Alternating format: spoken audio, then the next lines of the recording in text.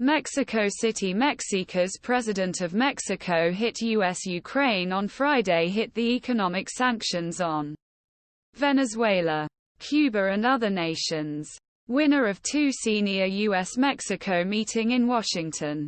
President Andrés Manuel López Obrador issued a broad criticism for the U.S. foreign policy, saying that the U.S. economic sanctions forced people to migrate from Cuba, Venezuela and Nicaragua. Instead, they focused on expanded trade and economic ties, provided new cooperation on these fronts, and emphasized the commitment of synthetic opioids such as fentanyl to fight the fluctuation of Mexico from Mexico.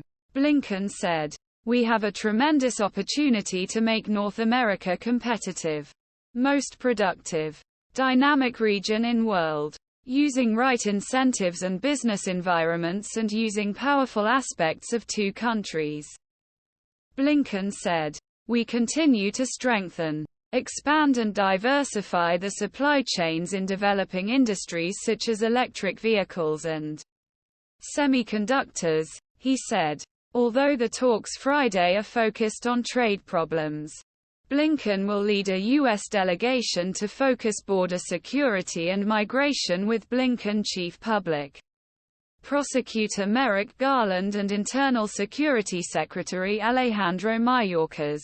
The Ministry of Foreign Affairs said that Blinken would meet López Obrador on October 45. Experts say that economic bad administration and political pressure are largely responsible for the tide of immigrants who leave Venezuela and Cuba.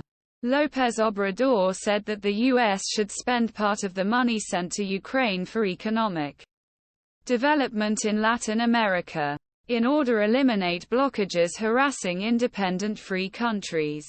A U.S. program would not have migrate the Venezuels, Cubans, Nicaraguans Ecuadorians, goiter honduance. He called. There has been an increase Venezuela immigrants who have moved in Mexico recent weeks to reach the U.S. border. Many of the Nomdines say that the worsening economic and political conditions in their own countries are on a journey.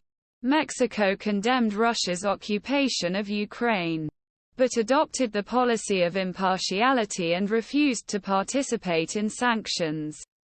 Mexico also continues to receive 2020 vintage COVID-19 vaccines from Russia and Cuba. Mexican president laughed U.S. Republican deputies' efforts to reduce the small amount of foreign aid given by U.S. to Mexico.